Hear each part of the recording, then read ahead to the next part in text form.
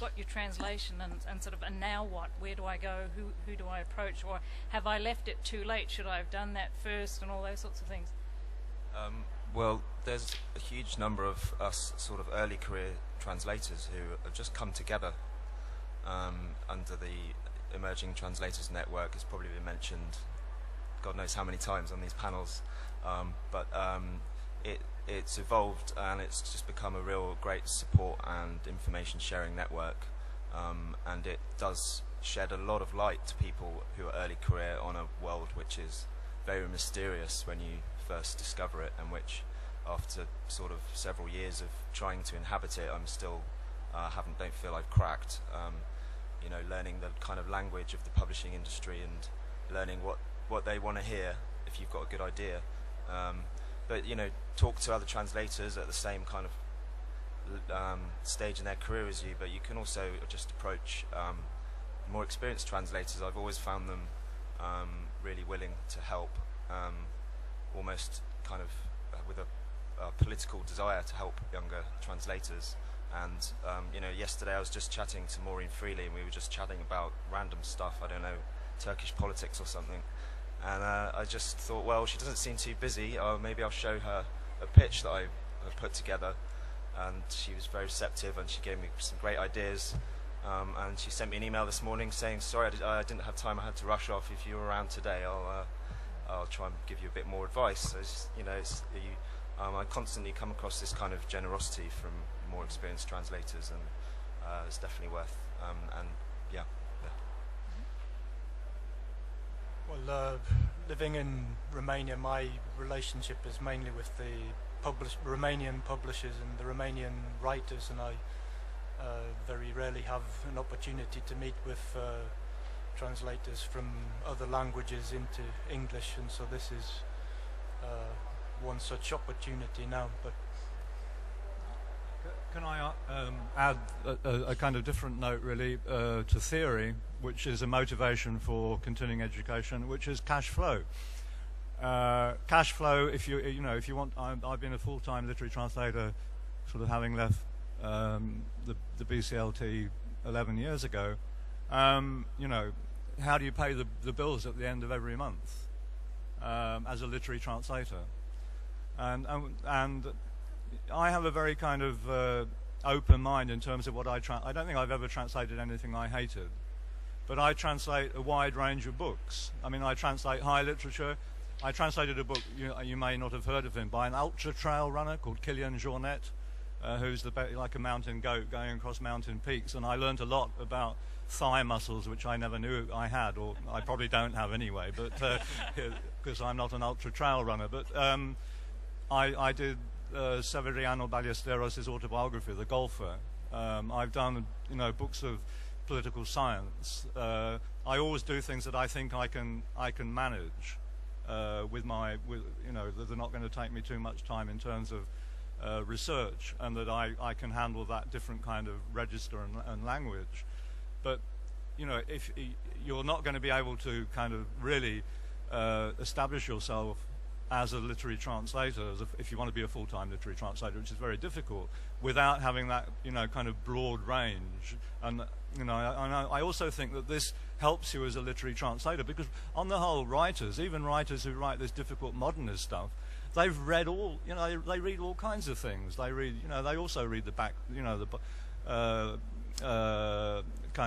they read, when they were kids, they read serial fiction, they read comics, and all that comes into their stream of consciousness. And you kind of need that openness to kind of all kinds of language that's out there, in print or online or wherever. I mean, soaking up what's there in a critical way, but I mean, soaking it up also kind of unconsciously. It kind of can come when you're in the middle of looking for a word or whatever. All of that experience helps. And it's driven by cash flow issues.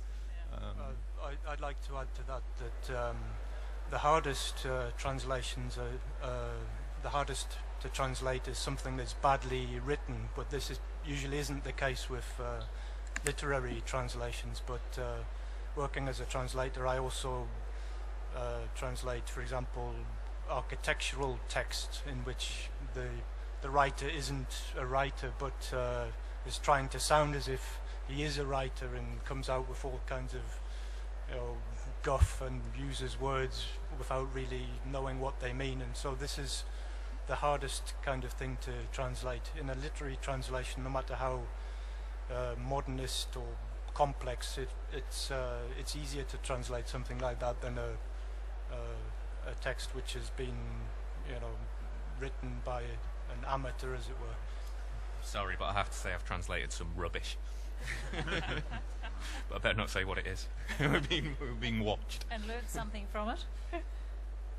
Not to accept anymore. Well, what I'm doing and how I funded my MA was through doing general commercial translation. Aside from the fact it can help pay the bills, you know, you can translate such a vast, bizarre array of texts when you're a commercial translator. The other day I did a text about baby poo. I've done an instruction manual for a pneumatic shoemaking machine. Websites, journalism, business documents. You know, it's just all these texts. They might not be high literature, but they all have their own voice, and they all have different voices. And you can bring that kind of malleability that you develop into literary translation. So it becomes not only a source of income, but also a kind of apprenticeship for literary translation, and a kind of bit of training really for literary translation.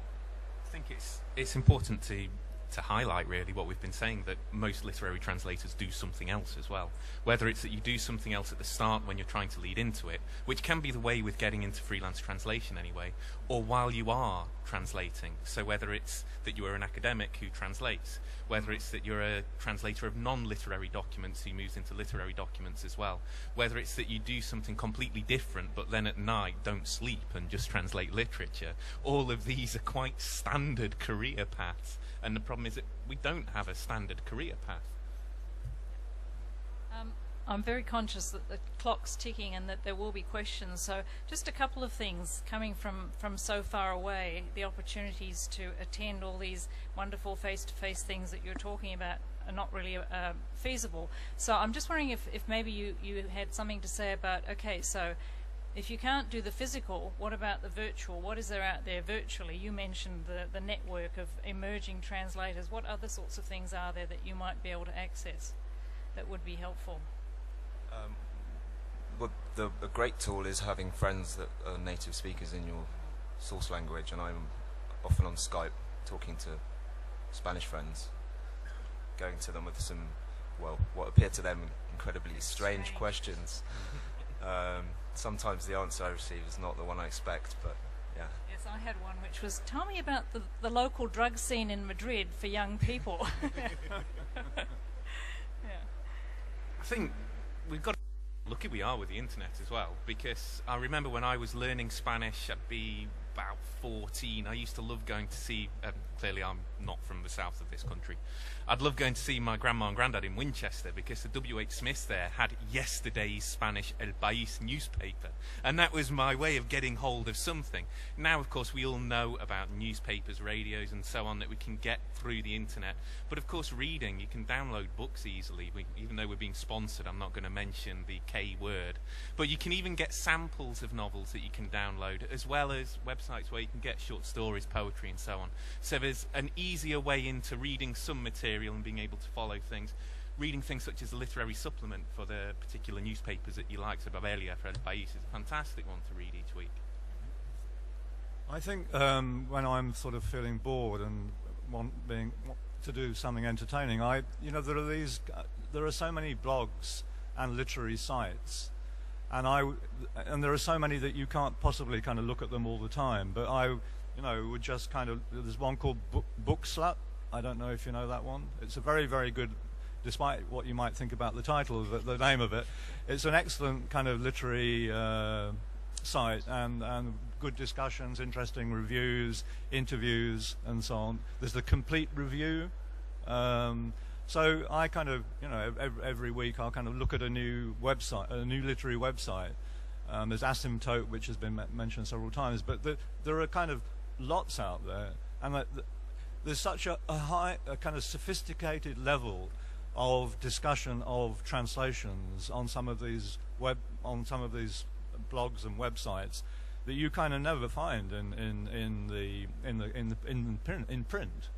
And so I think it's really worth exploring those kind of literary websites online, and that's obviously something that you can do wherever you are in the world.